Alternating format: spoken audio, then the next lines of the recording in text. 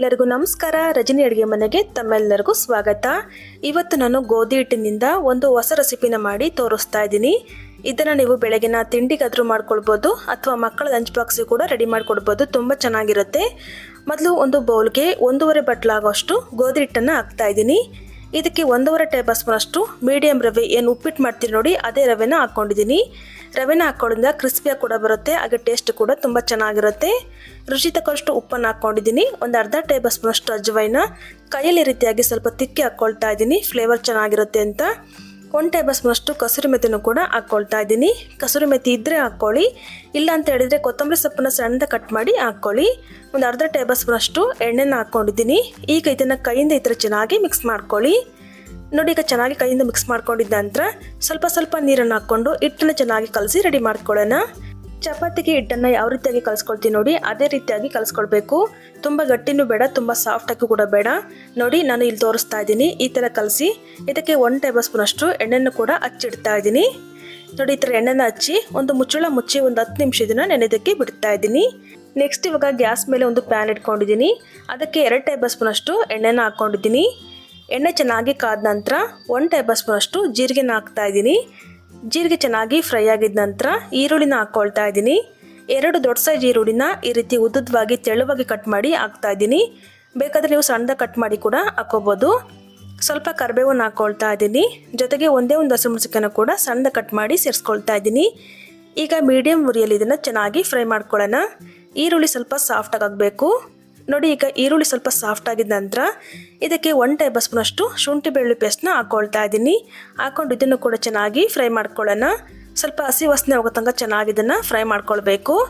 ಒಂದೇ ಒಂದು ನಿಮಿಷ ರೀತಿಯಾಗಿ ಚೆನ್ನಾಗಿ ಫ್ರೈ ಮಾಡಿಕೊಂಡು ನಂತರ ಇದಕ್ಕೆ ಒಂದು 1/4 ಟೇಬಲ್ ಸ್ಪೂನ್ ಅಷ್ಟು ಅರಿಶಿನ ಪುಡಿ, ಅರ್ಧ ಟೇಬಲ್ ಸ್ಪೂನ್ ಅಷ್ಟು ಖಾರದ ಪುಡಿ, ಅರ್ಧ ಟೇಬಲ್ ಸ್ಪೂನ್ ಅಷ್ಟು ಗರಂ ಮಸಾಲನ ಹಾಕ್ಕೊಳ್ತಾ ಇದ್ದೀನಿ. ಇವಿಷ್ಟೇ ಮಸಾಲೆಗಳನ್ನ ಸೇರಿಸ್ಕೊಂಡು ಚೆನ್ನಾಗಿ ಫ್ರೈ ಮಾಡ್ಕೊಳ್ಳೋಣ. ಸ್ವಲ್ಪ ಹಸಿ ವಾಸನೆ ಹೋಗೋ ತನಕ ಚೆನ್ನಾಗಿ ರೀತಿಯಾಗಿ ಫ್ರೈ ಮಾಡ್ಕೊಳ್ಬೇಕು. ನಮ್ಮ ಚಾನಲಲ್ಲಿ ಇದೇ ಥರ ಸಿಂಪಲ್ಲಾಗಿ ಡಿಫ್ರೆಂಟ್ ಆಗಿರ್ತಕ್ಕಂಥ ರೆಸಿಪಿಗಳನ್ನ ತೋರಿಸ್ತಾ ಇರ್ತೀನಿ. ಹಾಗಾಗಿ ನಮ್ಮ ಚಾನಲ್ನ ದಯವಿಟ್ಟು ಸಬ್ಸ್ಕ್ರೈಬ್ ಮಾಡಿಕೊಂಡು ಪಕ್ಕದಲ್ಲಿ ಕಾಣ್ತಕ್ಕಂಥ ಬೆಲ್ ಐಕನ್ ಕೂಡ ಕ್ಲಿಕ್ ಮಾಡಿ. ನೋಡಿ, ಈ ರೀತಿಯಾಗಿ ಒಂದು 2 ನಿಮಿಷ ಚೆನ್ನಾಗಿ ಫ್ರೈ ಮಾಡ್ಕೊಂಡಿದ್ದ ನಂತರ ಇದಕ್ಕೆ ಒಂದು ಅರ್ಧ ಕಪ್ ಆಗುವಷ್ಟು ತುರಿದಿರುವಂಥ ಕ್ಯಾರೆಟ್ನ ಹಾಕ್ಕೊಳ್ತಾ ಇದ್ದೀನಿ. ಜೊತೆಗೆ ಒಂದೇ ಒಂದು ಆಲೂಗಡ್ಡೆನೂ ಕೂಡ ತುರಿದು ಸೇರಿಸ್ಕೊಳ್ತಾ ಇದ್ದೀನಿ. ನಾನಿಲ್ಲಿ ಆಲೂಗಡ್ಡೆನ ಬೇಯಿಸಿ ಹಾಕ್ಕೊಂಡಿಲ್ಲ, ಹಾಗೆಯೇ ಹಸಿ ಆಲೂಗಡ್ಡೆನ ಸ್ವಲ್ಪ ತುರಿದು ಸೇರಿಸ್ಕೊಂಡಿದ್ದೀನಿ. ಇವಾಗ ರುಚಿ ತಕ್ಕಷ್ಟು ಉಪ್ಪನ್ನು ಕೂಡ ಸೇರಿಸ್ಕೊಂಡು ಚೆನ್ನಾಗಿ ಒಂದ್ಸಲ ಮಿಕ್ಸ್ ಮಾಡ್ಕೊಳ್ಳೋಣ. ಈ ಥರ ಚೆನ್ನಾಗಿ ಮಿಕ್ಸ್ ಮಾಡ್ಕೊಂಡಿದ್ದ ನಂತರ ಮೀಡಿಯಂ ಉರಿ ಇಟ್ಕೊಂಡು ಇದನ್ನು ಒಂದು 5 ರಿಂದ 6 ನಿಮಿಷ ಚೆನ್ನಾಗಿ ಫ್ರೈ ಮಾಡ್ಕೊಂಡ್ರೆ ಆಯಿತು. ಇವಾಗ ಕೊನೆಯಲ್ಲಿ ಸ್ವಲ್ಪ ಕೊತ್ತಂಬರಿ ಸೊಪ್ಪನ್ನು ಕೂಡ ಸೇರಿಸ್ಕೊಂಡು ಮತ್ತೊಂದು ಸಲ ಚೆನ್ನಾಗಿ ರೀತಿಯಾಗಿ ಮಿಕ್ಸ್ ಮಾಡಿಕೊಂಡು ಸ್ಟವನ್ನು ಆಫ್ ಮಾಡ್ಕೊಂಡ್ರೆ ಆಯಿತು. ಇವಾಗ ನೋಡ್ತಾ ಇರ್ಬೋದು 10 ನಿಮಿಷ ಆಗಿದ ನಂತರ ಹಿಟ್ಟು ಕೂಡ ಚೆನ್ನಾಗಿ ನೆಂದಿದೆ. ಒಂದ್ಸಲ ರೀತಿಯಾಗಿ ಚೆನ್ನಾಗಿ ನಾದ್ಕೊಳ್ಳಿ. ಚೆನ್ನಾಗಿ ರೀತಿಯಾಗಿ ನಾದ್ಕೊಂಡಿದ ನಂತರ ಸ್ವಲ್ಪ ಹಿಟ್ಟನ್ನು ತಗೊಂಡು ಈ ರೀತಿ ಉಂಡೆನ ಮಾಡ್ಕೊಳ್ತಾ ಇದ್ದೀನಿ.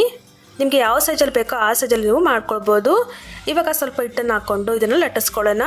ನಾನು ನಾರ್ಮಲಾಗಿ ಪೂರಿಯಲ್ಲಿ ಯಾವ ರೀತಿಯಾಗಿ ಲಟ್ಟಿಸ್ಕೊಳ್ತೀನಿ ನೋಡಿ ಅದೇ ರೀತಿಯಾಗಿ ಲಟ್ಟಿಸ್ಕೊಳ್ಬೇಕು. ನೋಡಿ, ಈ ಸೈಜಿಗೆ ನಾನು ಲಟ್ಟಿಸ್ಕೊಂಡಿದ್ದೀನಿ. ಬೇಕಾದರೆ ನೀವು ದೊಡ್ಡ ಸೈಜಲ್ಲೂ ಕೂಡ ಮಾಡ್ಕೊಳ್ಬೋದು. ಇವಾಗ ನಾವು ರೆಡಿ ಮಾಡಿ ಇಟ್ಕೊಂಡಿದ್ವಲ್ಲ ಸ್ಟಫಿಂಗು ಸ್ವಲ್ಪ ತಣ್ಣಗಾದ ನಂತರ 1.5 ಟೇಬಲ್ ಸ್ಪೂನ್ ಅಷ್ಟು ಈ ರೀತಿ ಮಧ್ಯ ಭಾಗದಲ್ಲಿ ಹಾಕ್ಕೊಳ್ತಾ ಇದ್ದೀನಿ. ಈಗ ಈ ರೀತಿಯಾಗಿ ನೀಟಾಗಿ ಕ್ಲೋಸ್ ಮಾಡ್ಕೊಳ್ಳೋಣ. ನಮಗೆ ಸ್ಟಫಿಂಗ್ ಅನ್ನೋದು ಆಚೆಲ್ಲೂ ಕೂಡ ಕಾಣಬಾರ್ದು. ಹಾಕ್ಕೊಂಡು ಈ ರೀತಿಯಾಗಿ ಎಕ್ಸ್ಟ್ರಾ ಇರುತ್ತಲ್ಲ ಹಿಟ್ಟನ್ನು ತೆಗೆದು ಹಾಕ್ಕೊಳ್ತಾ ಇದ್ದೀನಿ. ಇವಾಗ ಇದನ್ನು ಲೈಟಾಗಿ ರೀತಿಯಾಗಿ ಪ್ರೆಸ್ ಮಾಡ್ಕೊಳ್ಳಿ. ಜೋರಾಗೆಲ್ಲ ಪ್ರೆಸ್ ಮಾಡ್ಕೊಳ್ಳೋದಕ್ಕೆ ಹೋಗಬಾರ್ದು. ಜಸ್ಟ್ ಈ ರೀತಿಯಾಗಿ ಸ್ವಲ್ಪ ಪ್ರೆಸ್ ಮಾಡಿಕೊಂಡ್ರೆ ಆಯಿತು. ಇದೇ ರೀತಿ ಒಂದು 4 ರಿಂದ 5 ರೆಡಿ ಮಾಡಿ ಇಟ್ಕೊಂಡಿದ್ದೀನಿ.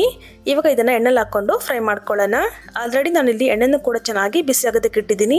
ಎಣ್ಣೆ ಚೆನ್ನಾಗಿ ಬಿಸಿಯಾಗಿದ ನಂತರ ಊರಿನ ಮೀಡಿಯಂ ಫ್ಲೇಮಲ್ಲಿ ಇಟ್ಕೊಂಡು ಇದನ್ನು ಚೆನ್ನಾಗಿ ಬೇಯಿಸ್ಕೊಳ್ಳೋಣ. ನೋಡಿ, ಈ ರೀತಿಯಾಗಿ ಎಷ್ಟು ಸಾಧ್ಯವಾಗುತ್ತೋ ಅಷ್ಟು ಹಾಕ್ಕೊಂಡು ಚೆನ್ನಾಗಿ ಇದನ್ನು ಫ್ರೈ ಮಾಡ್ಕೊಳ್ಬೇಕು. ಒಂದು ಕಡೆ ಚೆನ್ನಾಗಿ ಬೆಂದ ನಂತರ ಈ ರೀತಿಯಾಗಿ ಉಲ್ಟಾ ಮಾಡಿ ಹಾಕ್ಕೊಳ್ತಾ ಇದ್ದೀನಿ. ಹಾಕಿದ ತಕ್ಷಣವೇ ಹಾಕೊಳ್ಳೋದಕ್ಕೆ ಹೋಗಬಾರ್ದು. ಒಂದು 30 ಸೆಕೆಂಡ್ ಬಿಟ್ಟು ನಂತರ ಈ ರೀತಿಯಾಗಿ ತಿರುಗಿಸ್ಕೊಂಡು ಚೆನ್ನಾಗಿ ಫ್ರೈ ಮಾಡ್ಕೊಳ್ಳಿ. ಉರಿನ ಮಾತ್ರ ಮೀಡಿಯಂ ಫ್ಲೇಮಲ್ಲಿ ಇಟ್ಕೊಂಡಿರಬೇಕು. ಇವಾಗ ನೋಡ್ತಾ ಇರ್ಬೋದು ಬಬಲ್ಸ್ ಎಲ್ಲ ಕಡಿಮೆ ಆಗಿದೆ. ಇಷ್ಟಾದರೆ ಸಾಕು. ಇವಾಗ ನಾನು ಇದನ್ನು ತೆಗಿತಾ ಇದ್ದೀನಿ. ನೋಡ್ತಾ ಇರ್ಬೋದು ಎಷ್ಟು ಚೆನ್ನಾಗಿ ಬಂದಿದೆ ಅಂತ. ಮಕ್ಕಳು ಸ್ಕೂಲಿಂದ ಬಂದಾಗ ಈ ಥರ ನೀವು ರೆಡಿ ಮಾಡಿಕೊಟ್ರೆ ತುಂಬಾ ಇಷ್ಟ ಆಗುತ್ತೆ. ಇದನ್ನು ನೀವು ಟೊಮೊಟೊ ಸಾಸ್ ಜೊತೆಗೆ ಕೊಡ್ಬೋದು, ತುಂಬಾ ಚೆನ್ನಾಗಿರುತ್ತೆ. ಇವಾಗ ನಾನು ಒಂದು ಕಟ್ ಮಾಡಿ ಕೂಡ ತೋರಿಸ್ತೀನಿ ಎಷ್ಟು ಚೆನ್ನಾಗಿ ಬಂದಿದೆ ಅಂತ. ಟೇಸ್ಟ್ ಕೂಡ ಅಷ್ಟೇ ತುಂಬಾ ಚೆನ್ನಾಗಿರುತ್ತೆ.